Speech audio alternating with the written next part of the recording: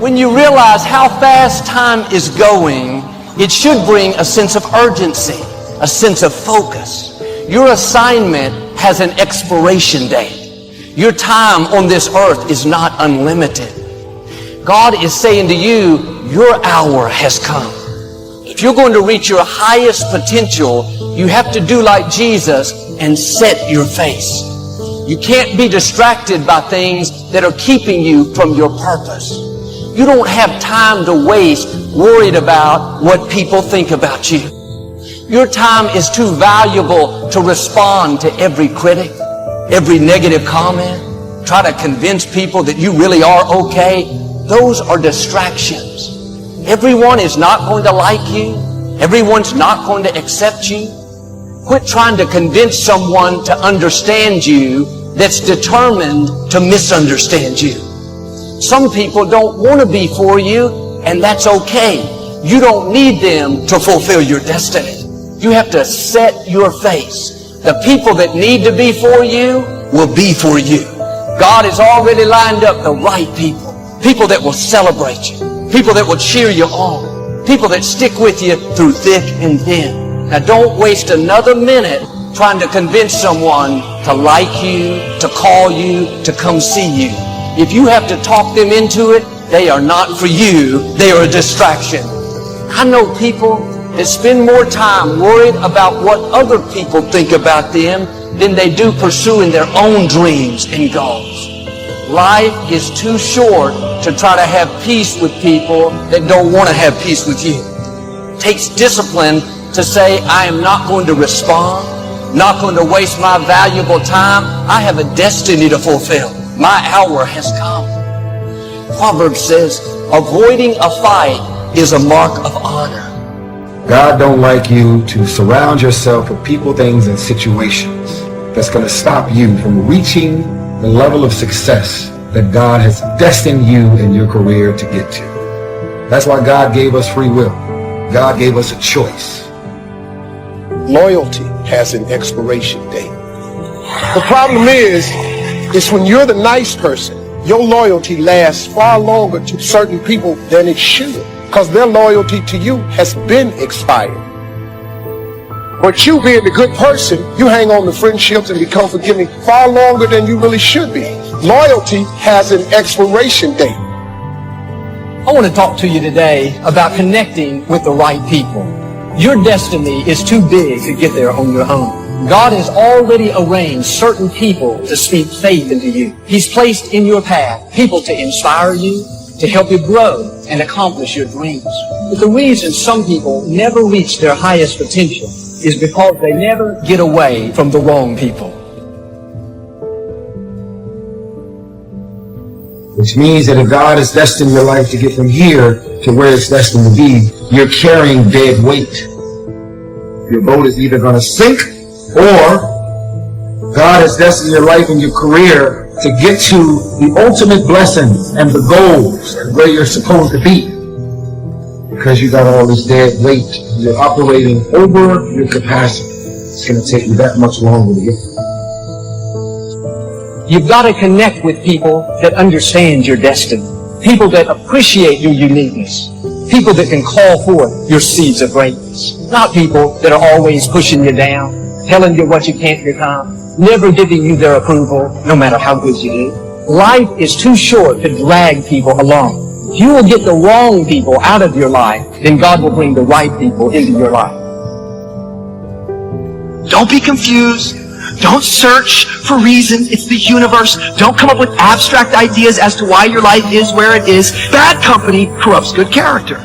And if your character is corrupted, it doesn't matter how talented you are. When push comes to shove, you will not last and you will not fulfill the mission God has for your life. And the best way to get good character is to remove bad company. Somebody say, check your circle.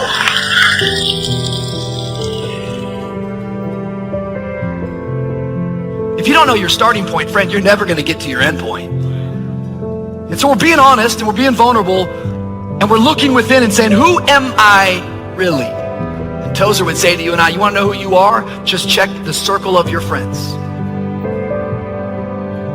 where God has destined your life and your career to be and go, you cannot get there with all of the people that you showed up with, because your boat is at its capacity.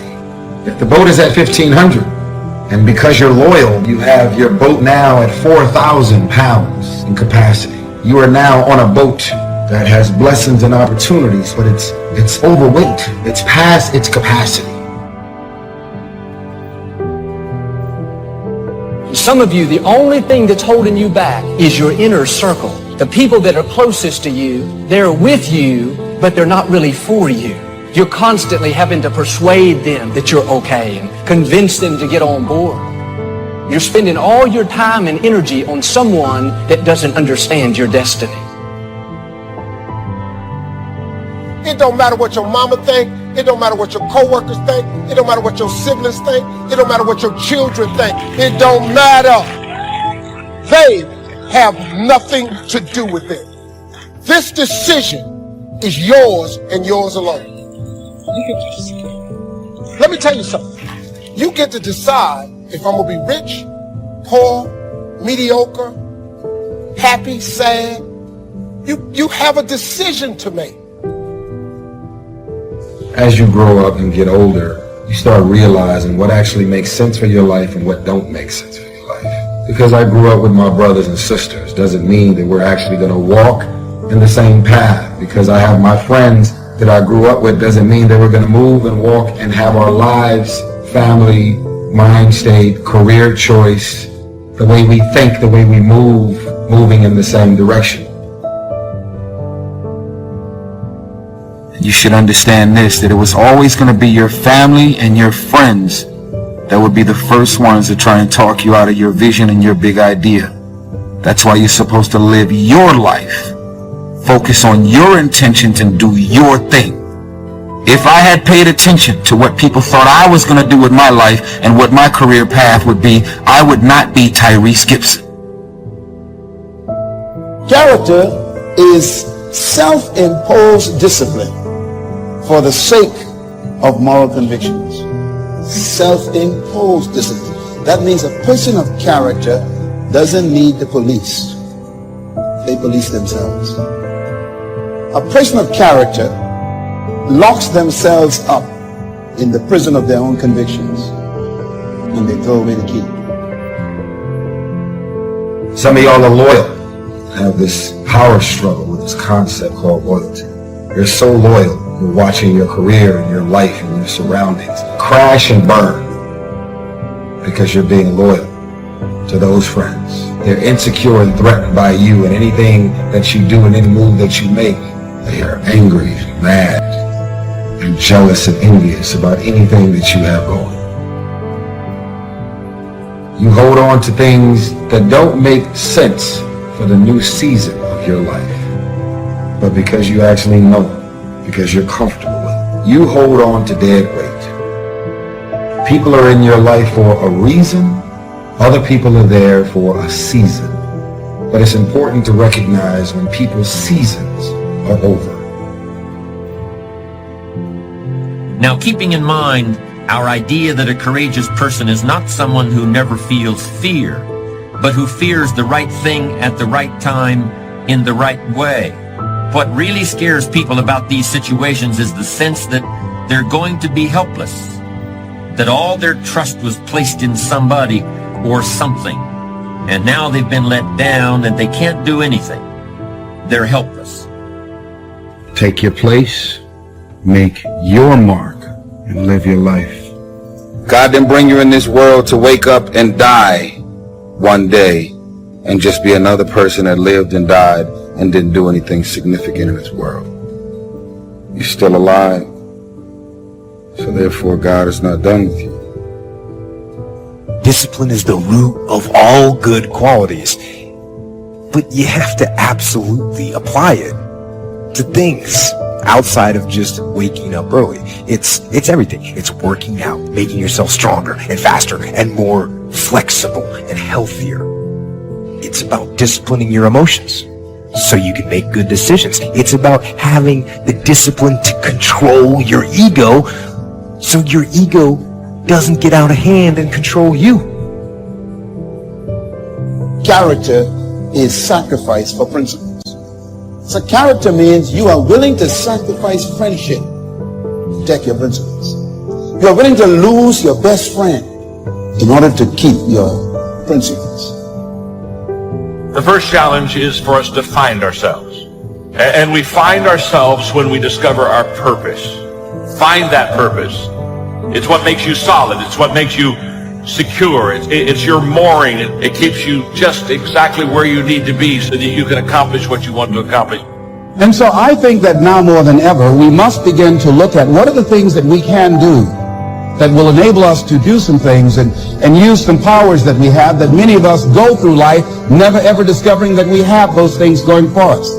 And part of that, I believe, is knowing what it is your life worth. What is it that gives your life a sense of meaning and purpose? A truly confident person's belief in himself is strong enough so that he's able to believe in others. Distrust in yourself breeds distrust in everyone you meet. A confident person gives you confidence. She creates confidence in others. The strength of her character makes you a stronger character. Do you have character? Who are you with right now that you shouldn't be with? Think about it. Society is conspiring all the time in our culture to completely distract you so you never win. To just divert your focus and attention. Look over here. Look at this shiny thing. Worry about what's going on here in this war. And they get these different things on television and our phones and in our lives and just get us distracted so we never get obsessed. We never get laser focused. Ask yourself truthfully, your big goals and dreams, are you really clear on what they are? Because if you don't have that, we can't even get started. Other people will often see how God shaped you before you do. Because when you're naturally good at something, you think everybody's good at it. They're not. And when you're good at something, you just think it's a normal thing. Well, anybody should be able to do that. Well, they don't. And so other people will actually have to point it out in you. Integrity is the foundation that a successful life is built on. You can have talent, determination, but without integrity, you won't reach your highest potential. A person of integrity does the right thing when no one is watching. They give it their best whether anyone is there or not. When the temptations outweigh the benefits, that's all it takes for some very unfortunate things to start happening. In my opinion, and I think there are very few exceptions to this, a bad person is simply somebody who doesn't have enough reasons to be good. Fear kills hope. Fear put people in the hospital. Fear can aid you, can hold you back from doing something that you know within yourself that you're capable of doing, but it will paralyze you. And I ask you a question, what is the benefit of giving up on yourself, of not stepping out on life and taking life on? What is the benefit for you? What's the plus in that? And so ask yourself what you're willing to risk. What's the price you're willing to pay? Because what most people do when they're trying to chase their dream or their big outcome, the whole time they're negotiating the price in their head. Should I continue to do it? Is it worth it? I don't know if I can continue anymore. It's getting higher, and that price is failure. And what happens is, if you don't negotiate that price in advance, it's going to steal your focus and energy and become another distraction. When you find your spiritual gift, all of a sudden it'll give you an energy that when you're in the area of your weaknesses, you get tired, don't you? But when you're in the area of your strengths, you're energized. Well, Joel, I've always been kind of negative, critical, condescending. That's just who I am. No, that's who you're choosing to be. That's not who you are. Try being kind, friendly, good-natured. You'll not only enjoy life more, but you'll go further. Decide to develop the habit right now, the habit of focusing on what's right in your world instead of what's wrong. The habit of focusing on what you do have instead of what you don't have in a situation. Because those habits form the chain of your ultimate character, of who you become and how you end up living your life. We've got to condition ourselves, because if we don't, we'll go back to the automatic state that most people live in today's society. Wisdom is a unique commodity, if indeed it can even be called a commodity. Unlike the other things people hunger for, wisdom is very hard to visualize. Books aren't wisdom. They're just pieces of paper bound together. Books can help create wisdom in people's mind, But if you look inside their heads, you won't find any wisdom there.